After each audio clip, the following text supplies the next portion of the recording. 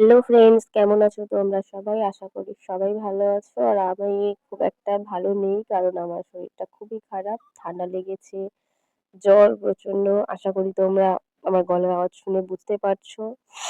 আর আজকে হচ্ছে শিবরাত্রি। সবাইকে জানাই শিবরাত্রির অনেক শুভেচ্ছা।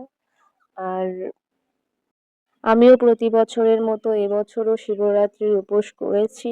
আর উপোস করেছি যেহেতু মালা-টালা গাঁথছি। আমাদের গাছে তো অনেক ফুল ফুটেছিল, তাই নিজেই মালা গাঁথছি। তো দেখো, ফুলের মালা, আকন্দ ফুলের মালা, বেলপাতার মালা সবকিছুই করছি।